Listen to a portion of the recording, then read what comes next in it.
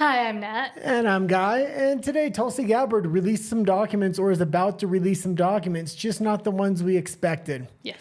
And then Hunter Biden went off on everybody in the Democratic Party, it seems. But what are his motives? I was pretty surprised. And I actually liked the network he chose to do the interview with. That was Channel 5. Mm-hmm. We'll talk about it in just a little bit. Why don't we start with Tulsi, though? Yes. Breaking from Benny Johnson, DNI Tulsi Gabbard announces the release of over 230,000 There you go. Yeah, that's correct. Jr. unaliving files. She has a little bit of problems usually saying numbers, things of this nature. So I'm proud of you. Oh, thanks. Do you want me to read into them or no? Yeah, no. No? There's too many documents there. Well, but just quickly. Okay. DNI Gabbard, in partnership with DOJ, FBI, CIA, and NARA, released Martin Luther King Jr. unaliving files. On July 21st, released over 230,000 pages of documents related to the unaliving of Dr. Martin Luther King Jr. in accordance with President Donald J. Trump's executive order 14-17-6. The unprecedented release follows through on President Trump's commitment to fully release previously classified records related to the unalivings of President John F. Kennedy, Senator Robert F. Kennedy, and MLK, and was carried out in coordination with the DOJ, the FBI, the CIA, etc. Yeah, so this is good news. It's not the Epstein files. That's kind of what we want. It seems like this is a little bit of distraction. A lot of the people that are going to be involved in this that did have the corruption probably aren't even around anymore. And he does seem to be focusing on cases that are implementing primarily the Democrats, Barack Obama, Joe Biden. He's trying to stay away from the Republican Party. And maybe that's why he's not releasing the Epstein files. Or he could be setting a trap, like I keep saying. But every day that passes, I get a little less confident. But interestingly as well, Tulsi Gabbard on Friday, I believe, Thursday, did release this, which is new evidence of administration conspiracy to subvert President Trump's 2016 victory and presidency. And a lot of stuff could come out of this or nothing, as it usually does. But it says Friday, Director of National Intelligence Tulsi Gabbard revealed overwhelming evidence that demonstrates how, after President Trump won the 2016 election against Hillary Clinton, President Obama and his national security cabinet members manufactured and politicized intelligence to lay the groundwork for what was essentially a years-long coup against President Trump. Yeah, and they're not just talking about a coup here. They're talking a full-on unaliving plot against the potential president that was coming into office. Barack Obama was in office before him. So supposedly they set this whole thing up. And it's kind of funny when Trump went in front of the Supreme Court and they were deciding if a president had immunity. The question they kept asking, do you remember the question they kept asking? Well, what happens if a president orders an assassination against an unaliving against a future president or a rival? Would he have immunity from that? The answer was yes at the time. And now it's coming out that there's a lot of documents suggesting potentially Barack Obama was involved in a scheme to unalive Donald Trump. But what's interesting is that Hillary Clinton was never president, and she is also implicated in this, so hers might be the head that they actually end up hunting. Well, yeah, I think there's quite a few heads they're going to be hunting here, but it's going to be much harder to hunt after Barack Obama and Joe Biden. Joe Biden may be a little bit easier because he was vice president during the Obama administration. But then he was president. But you don't get immunity for the actions you take as vice president. Yes.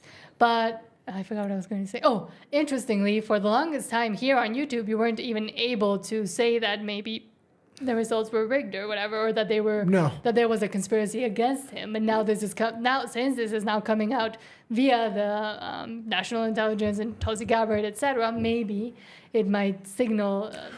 Well, we still heavily censor ourselves because of that time when everything was censored. Now it seems like bigger shows with massive audiences that YouTube doesn't want to lose, they don't necessarily censor them, but smaller channels such as this one, they still do censor a lot. Yes, which is why we have to say unaliving and mute other words. Okay, do you want to go into the Hunter Biden story here? That was the cover story.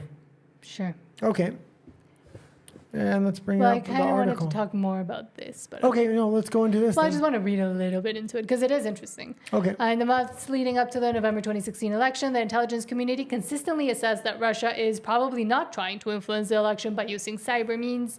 On December 7th, 2016, after the election, talking points were prepared for DNI James Clapper, stating foreign adversaries did not use cyber attacks on election infrastructure to alter the U.S. president election outcome. In December, President Obama's White House gathered top National Security Council principals for a meeting that included Clapper, Brennan, Rice, Kerry, Lynch, McCabe, and others to discuss Russia.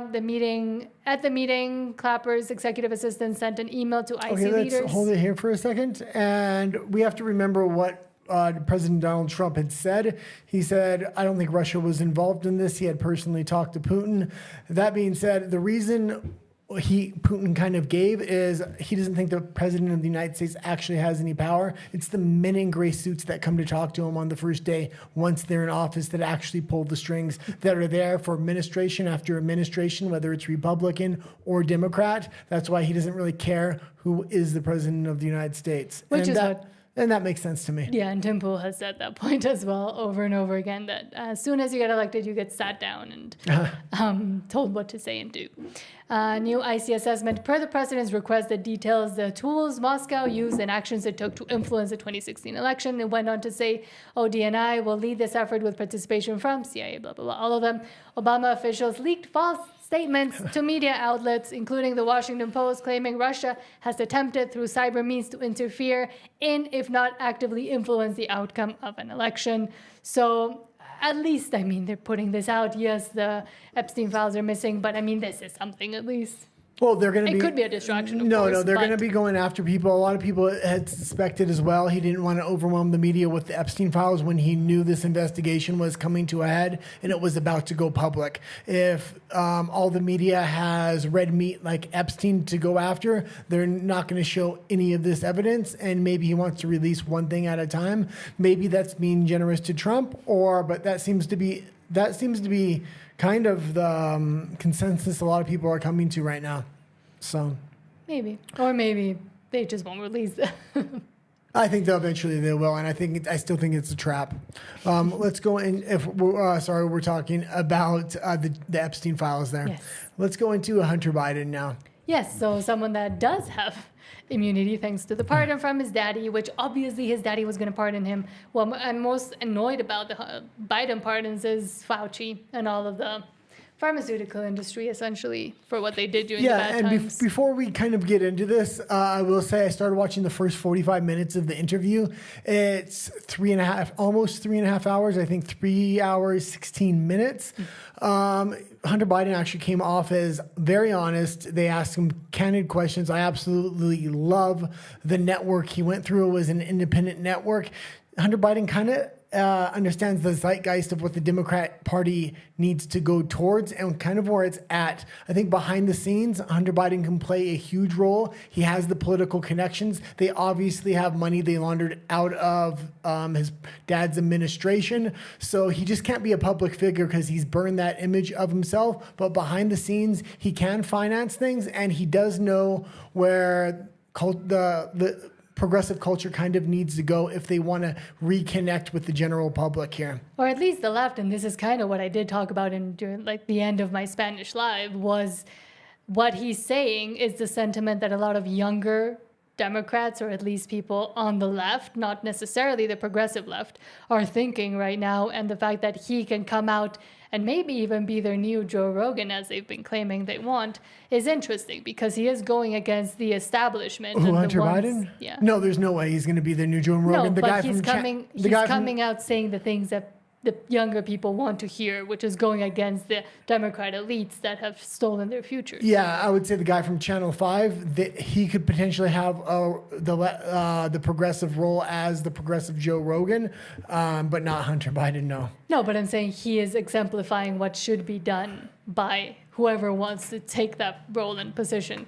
It was interesting that Charlie Kirk was saying that one of the most dangerous, today on Tucker Carlson, one of the most dangerous things that could happen for the right is if the left notices that it's not the trans and the immigration and et Yeah. cetera, but the lack of opportunity and the debt that most young people have been made to go into. Okay, let's play a little bit of this clip just so you can get a feel of it. This particular opinion, I obviously don't agree with him with, and he did get a little emotional there. Overall, I will have to admit he came off as sincere, likable. He looks like he has been clean for quite a while now.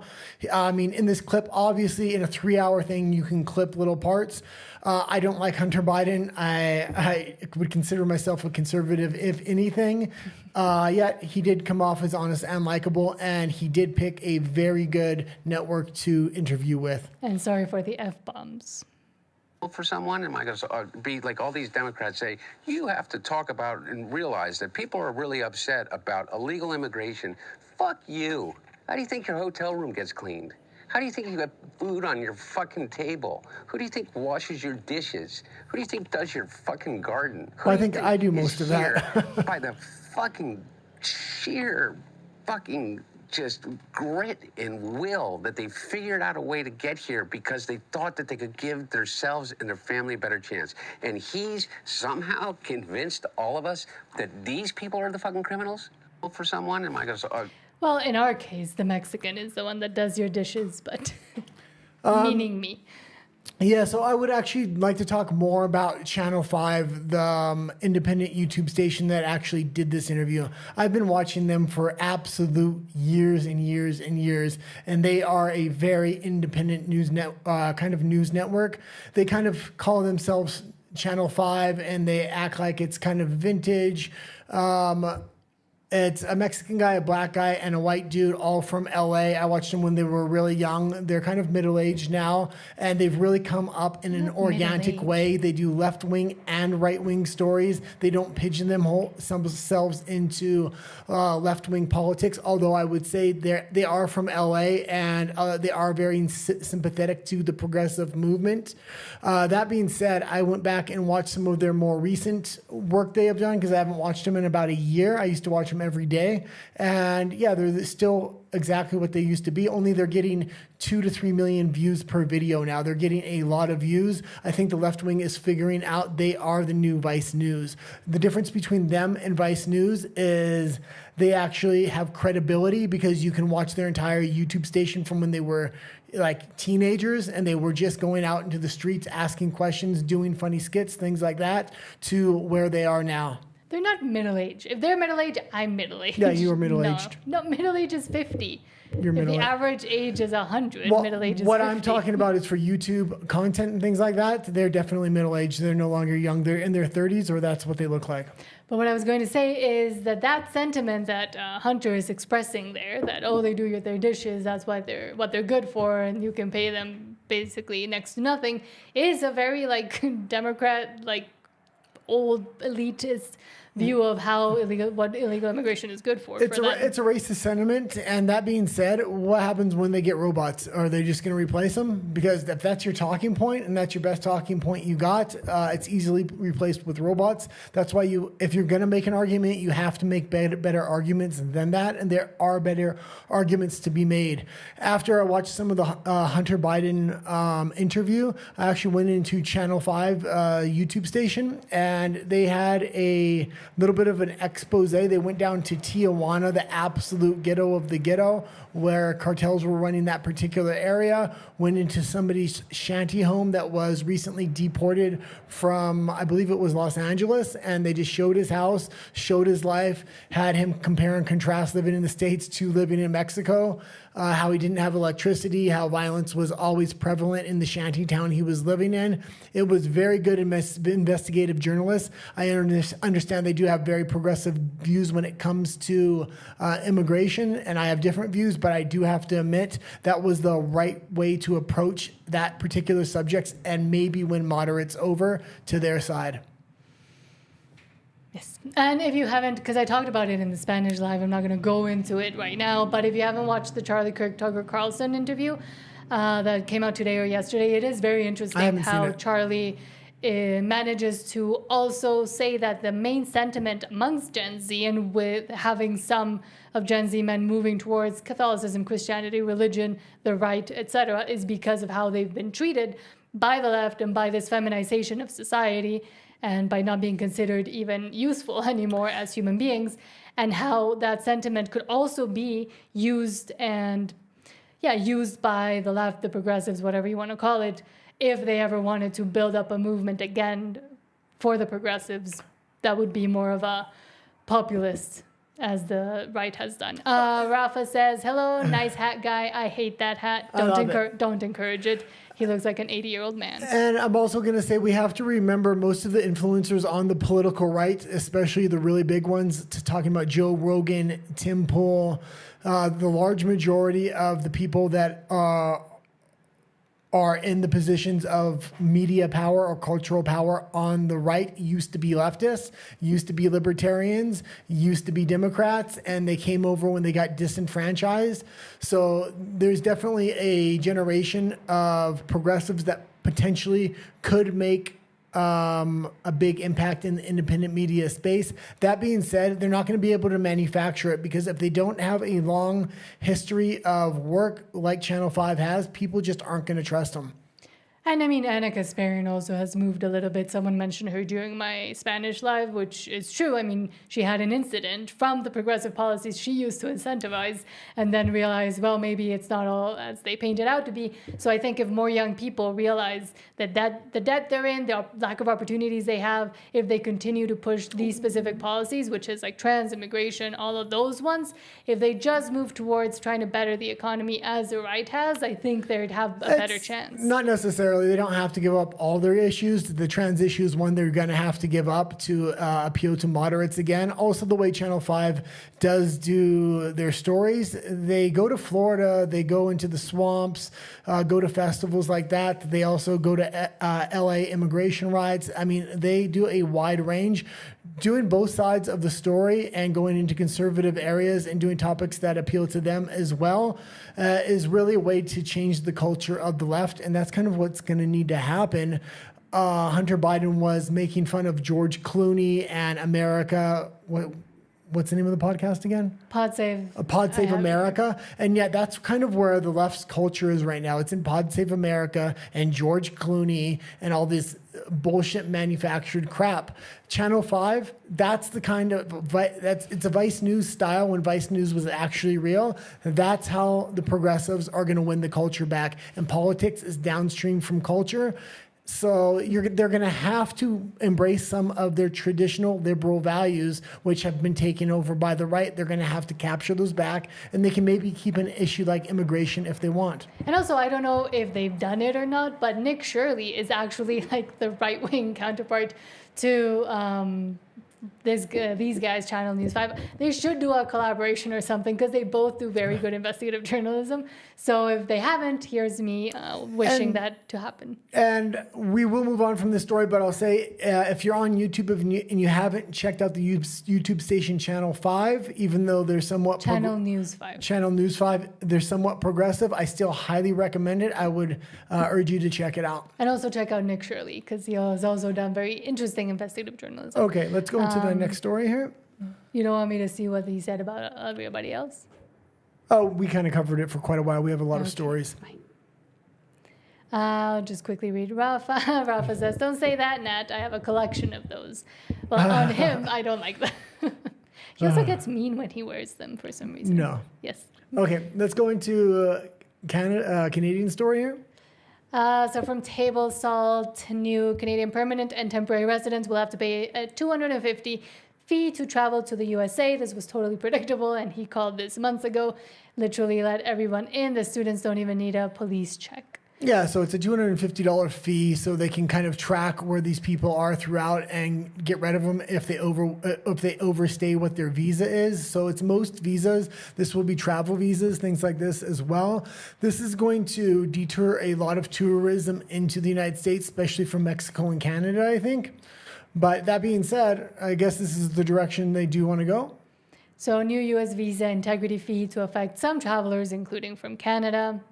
Some people traveling to the United States from countries including Canada will have to pay a visa integrity fee of $250, but an immigration lawyer says most Canadian citizens won't be affected. This one won't hit Canadian citizens too hard, and they can continue to enter the United States as usual. Canadian citizens. because they do have a Nexus Pass in Canada. So I think if you have a Nexus Pass, you won't have to get a visa. So the visa integrity fee will apply to Canadian permanent residents entering the U.S. both by land and air who are not American citizens or who are not born from visa waiver program countries. People who have valid ESTA through the visa waiver program can stay in the United States for tourism or business for up to 90 days without a visa, according to their website. Okay. And we can move on from here. Hold on. And the next story is the Freedom Convoy. They're coming up with a sentencing. Is that the next story? Another one I had, but Okay, no, go into the one you have. okay. You're just taking a while, so I just moved on. So the AP, the Associated Press, and they said this is the best one, traces the printing of Trump's God Bless America Bibles to the country he accuses of stealing American jobs, China. Yeah, and I seen this over the weekend. A content creator that I watch from Romania actually covered this story. This is from a while ago. And yeah, but I just found it funny, and we should bring it up. Like as much as I do like Trump on a lot of things, he should not be printing "God Bless America" Bibles in China and then promoting them to the American public. He's putting them in most of his hotels. I believe that's what these Bibles were for, if I'm not mistaken. Also, a lot of his gear, like if you go to his hotels in Vegas, you went when you were traveling through the States to come to Mexico. Most of the stuff is actually made in the USA. Of all the stuff that needs to be made in the USA, you would expect the USA Bible, the Bible is called the USA Bible, to be made in the USA. But his sweatshirts and most of his hats are made in the USA at least. But yes, I mean, interesting point. And yes, maybe just get them printed in the US. You got the money, just eat the cost.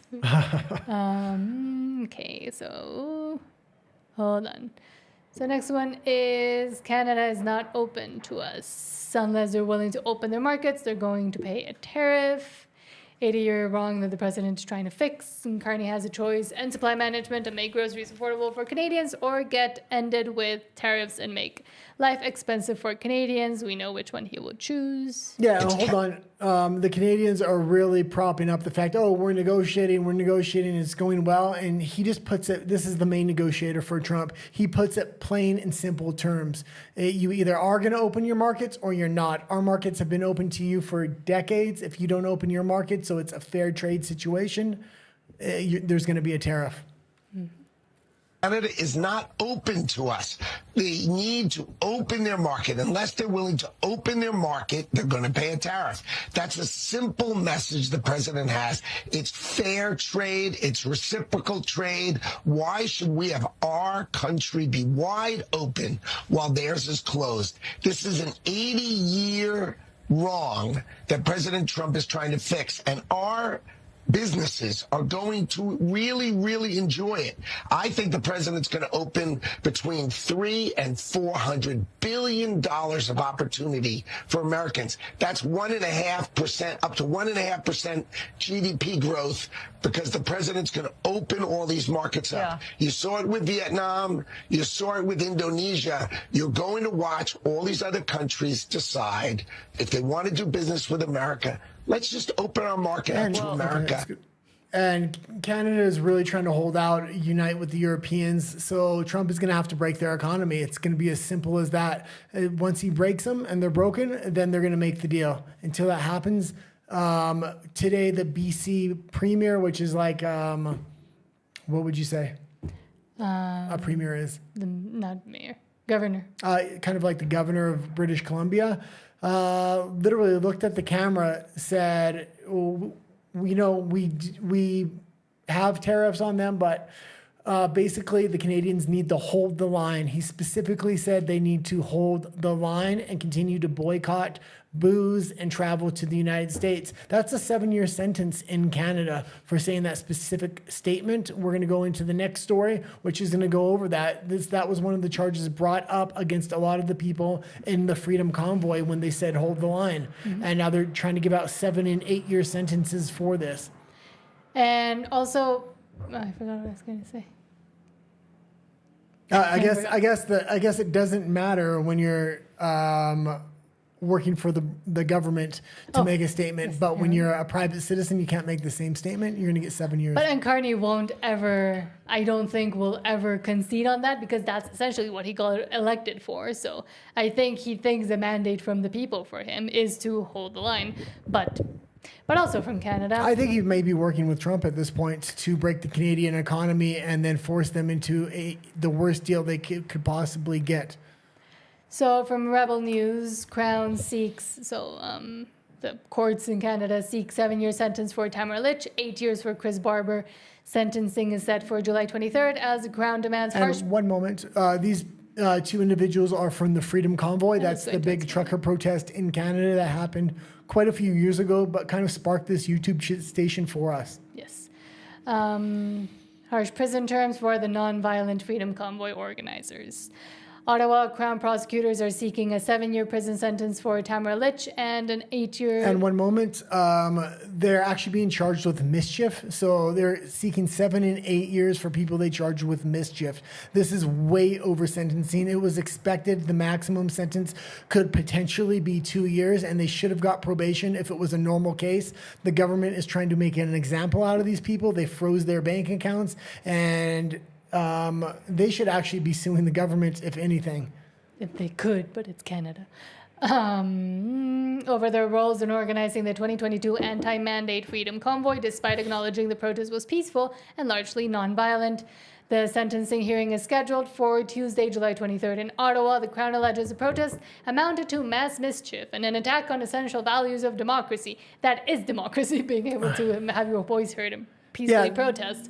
This was the largest peaceful protest in modern history. Other protests are now modeled after this particular protest.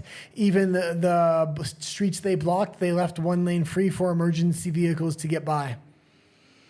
Arguing the demonstration's impact justifies lengthy prison terms, but the move reeks of political retribution, particularly given the lack of criminal history of the pair, which is also something that should have been taken into account, but of course won't be. While the city's downtown core was occupied for 3 weeks, the trucks disrupted the traffic. The protests remained non-violent with no allegations of assaults, riots, or property damage. In fact, police data from the time shows reported crime decreased during the convoy because there were people on the streets. And they were sitting. The trucker convoy was actually setting up patrols at night to lower the crime at the time. Yes. And a community watch kind of. And the only violence recorded was that of police against the largest human rights demonstration in modern Canadian history. The Crown is asking for 7 years for Lich on a single mischief conviction, 7 years plus 1 additional year for Barber, who was also convicted of counseling others to disobey a court order, a forfeiture order for Barber's truck known as Big Red.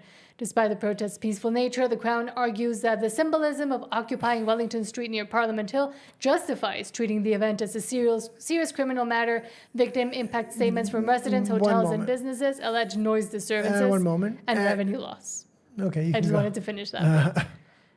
Okay, now I'm done with the paragraph. Now you go. Oh, I forgot what I was going to say. Okay.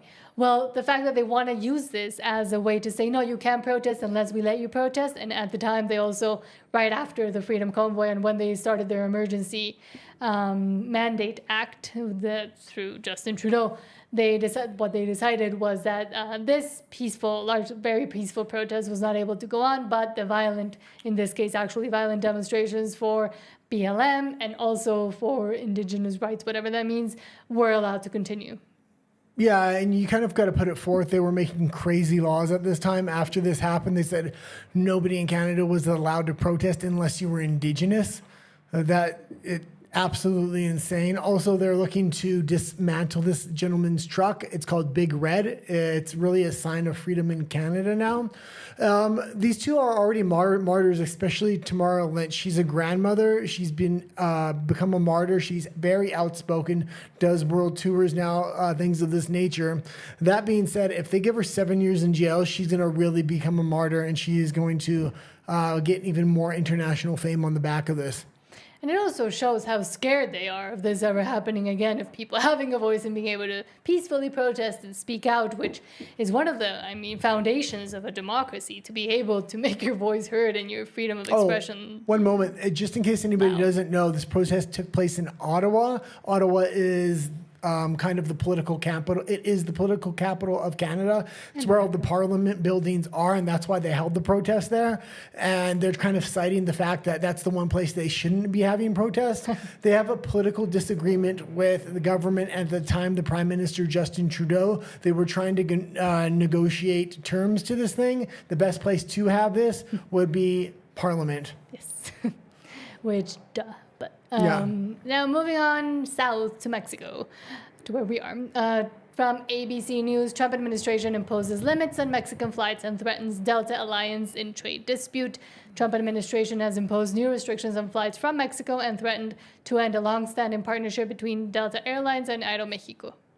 Okay, why don't we read a little bit, or you can make a comment? The Trump administration imposed new restrictions on Saturday for flights from Mexico and threatened to end a long-standing partnership between Delta Airlines, as we read, in response to limits the Mexican government placed on passenger and cargo flights into Mexico City several years ago.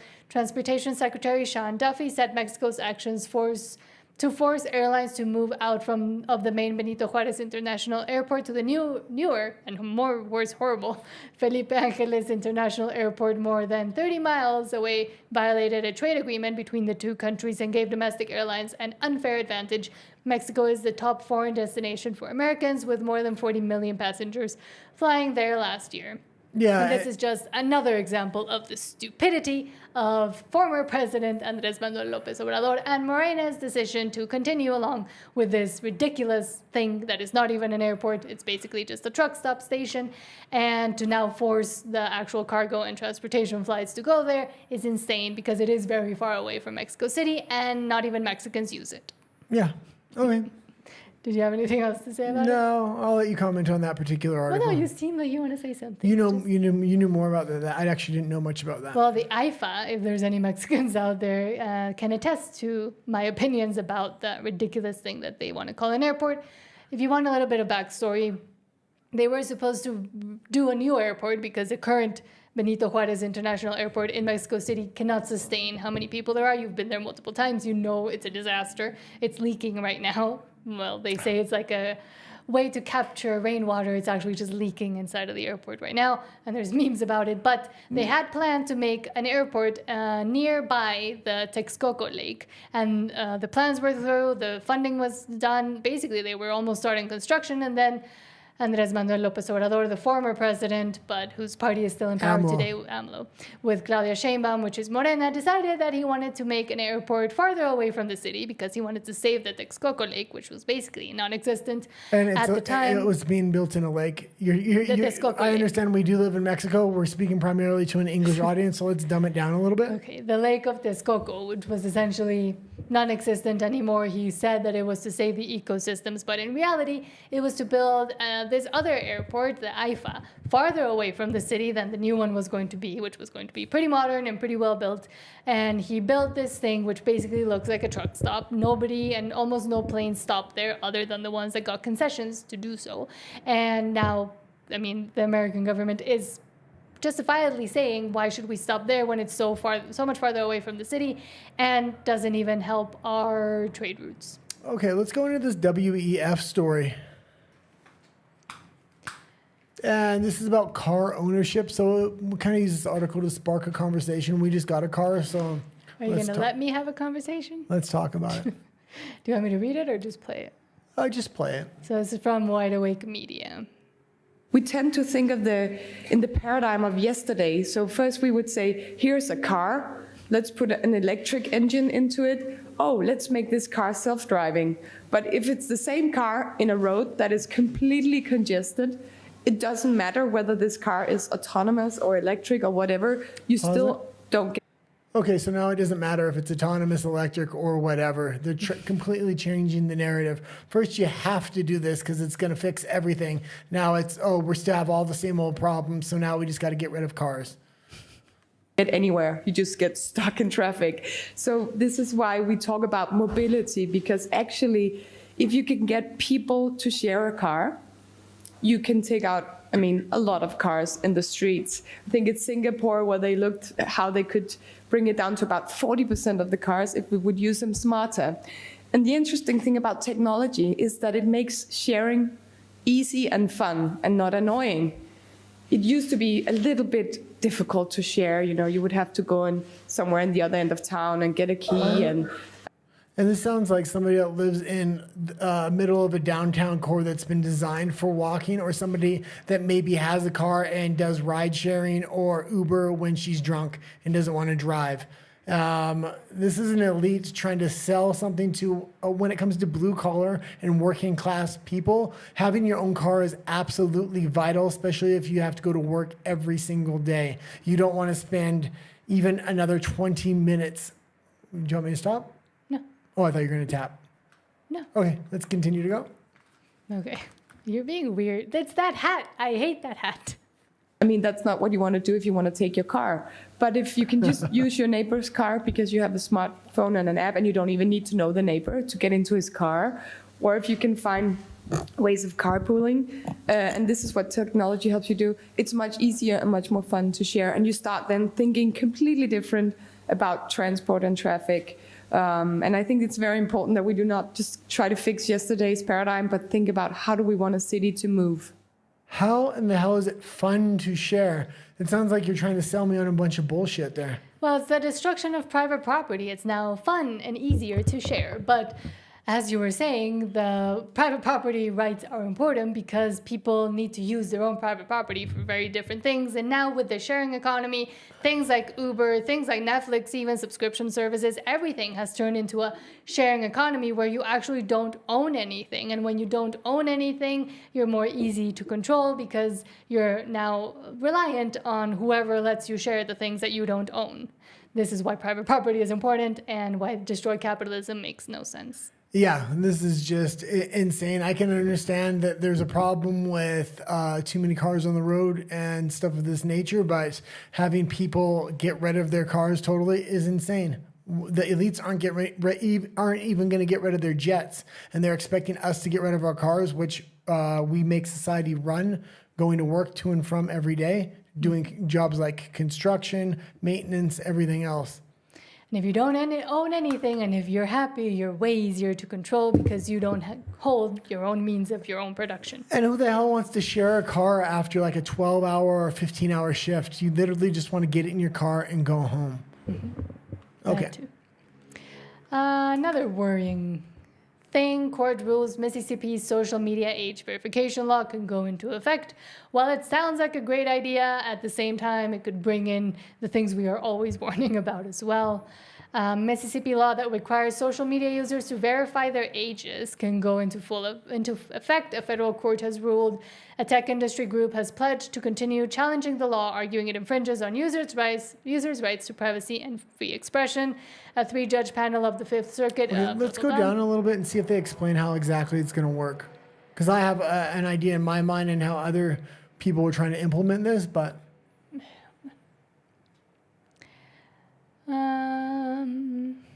Don't think it says how. They're just saying that the industry group, which has filed similar lawsuits.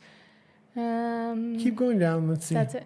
So it's not very long. No. Okay, yeah, I don't like laws like this. Yeah, if you need age verification that you're 18 more than just clicking I am 18, how does that work? Do you need a digital ID? Do I need to scan that to get on there?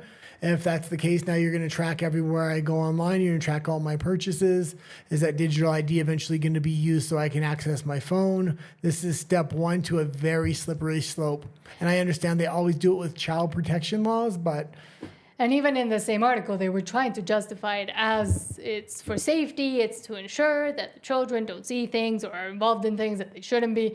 But at the same time, that's a very easy way to bring in more policy and more laws that infringe on and restrict people's rights and freedoms. Okay, let's go into... Yeah. From Wall Street Apes, it says this man is a police officer who makes $70,000 per year. Do you want me to read into it, or No, we'll just play it really quick. Okay. And this is a young cop. He obviously just got out of the academy, so yeah. I'm going to rant about something for 2 minutes. If you want to listen, cool. If not, that's fine. But I think a lot of you could relate to this. So I'm a cop.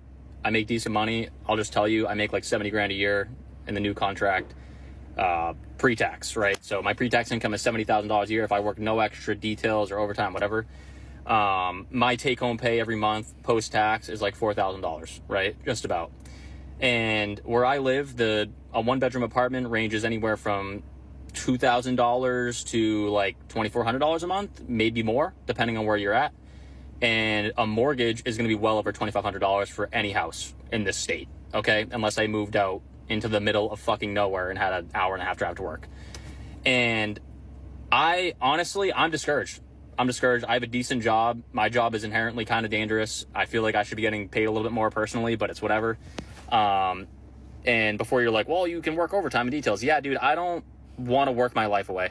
I have a lot of things I like to do outside of my job. I want to spend time with my family, and hopefully I have my own family someday, and I want to actually see my kids. And I'm 27, by the way. And like, I just feel like I'm fucked. Like, I'm fucked. I'm single. I don't have a girlfriend. And I don't want a girlfriend just for like financial reasons. You know what I mean? Like, I want to actually find somebody that I want to be with. And like, I had to move back home because I just like can't afford to do that. Right. And I'm not going to fucking blow my life away working, because I feel like I don't believe in that personally. Right. And if you disagree, that's fine. And a lot of people I work with, they work every day, doubles. And it's like, what kind of life is that? Like, yeah, maybe you have a little bit of extra money, but for what? You're at work all the time. You don't even enjoy it. So it's like, we're fucked. We're so fucked. Yeah, and especially like he's saying like he doesn't want to work, but the truth is, even if he works when he's young, what happens when he has a kid and he really does need that money, and now he has to work even more and see his kid less? The situation we're in needs to be adjusted, not by paying people more necessarily. That's not the problem, but people have two basic needs. They need housing costs to be cheap, meaning people don't own a ton of units and monopolize it, driving rents up, and then they need cheap food costs. I understand the government is only concerned about GDP. The people are really only concerned about cheap rent, cheap food. If the government can provide those two things and can kind of control those markets somehow, then people are generally happy. You don't have to pay somebody $25, $30 an hour, set state minimum wages at $30 if you just bring housing prices down and just bring food pricing down. Food pricing is very much manipulated, especially in a lot of Western countries right now. It's being intentionally drove up. Same with electrical and water cost. Electrical and water are generally low enough where they're not huge inputs. The only two real big huge inputs are typically food and rent. And throughout the thread of my Spanish and now this English show, again, go watch the Charlie Kirk interview with Tucker Carlson, but he does speak to this, to Gen Z not being able to live the lives they were promised, not just by their parents, but by school counselors, by their universities, by anybody that tried to tell them that, oh, their life is going to be so much better if you just follow these rules, get indebted. And now they're going to the end of the line and saying, none of this materialized, and I'm just more in debt. I have nowhere to live. I have to live with my parents. I can't even get a girlfriend. I'm told that I'm the worst toxic thing in the planet because I'm a white man, and nobody is there to kind of catch them and hold them up. So whoever is able to speak to those, which has up to now been MAGA and Trump, will be able to capture also all those people and maybe even try to help them.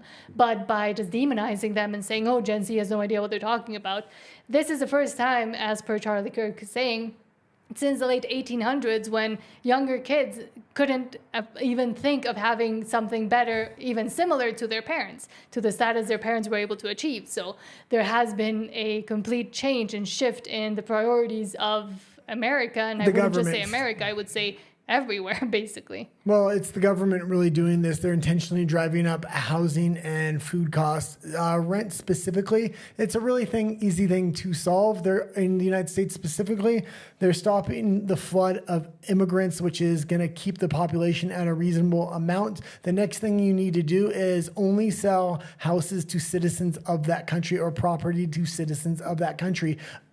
Except for extraordinary circumstances for corporations manufacturing things of this nature. But residential property should only be owned by citizens of that country, whether it's Mexico, Canada, or the United States.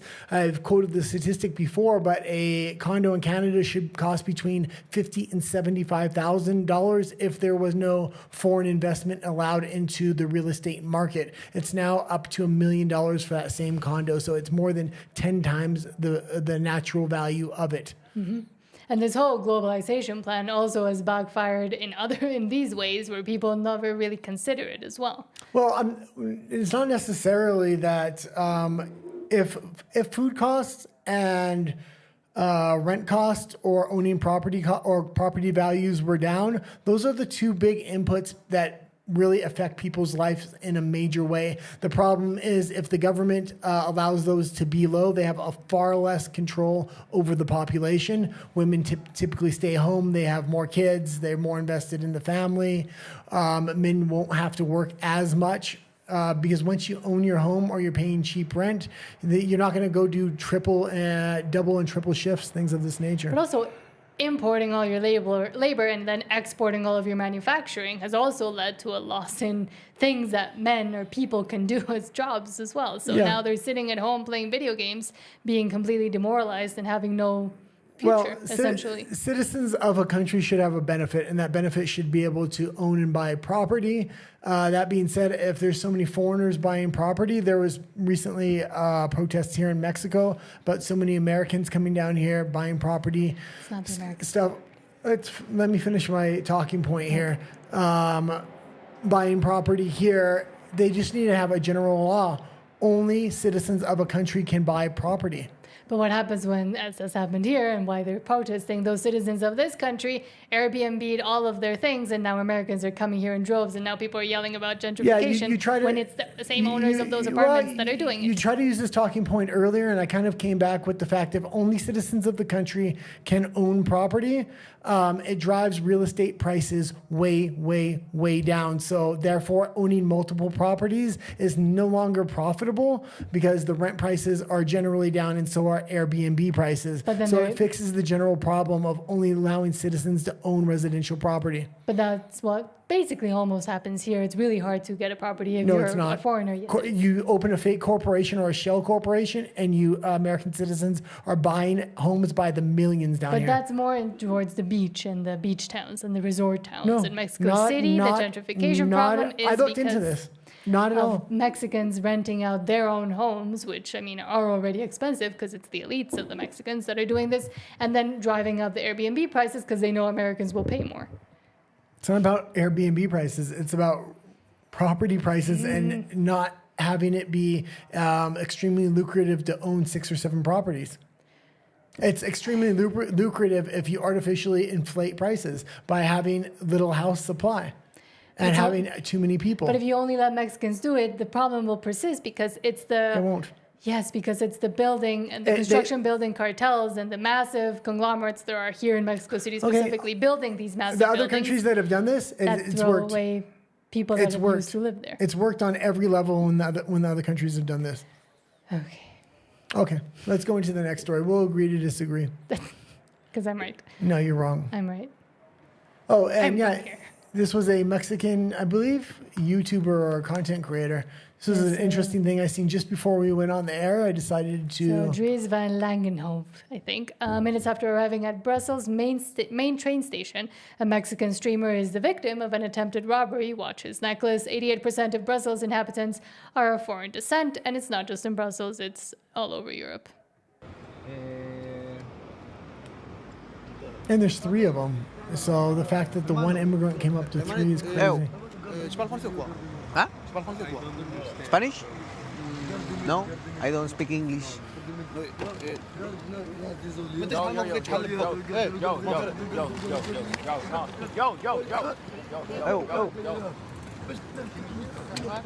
the fuck? ¿Qué pedo ese cabrón, güey? What the? What the fuck?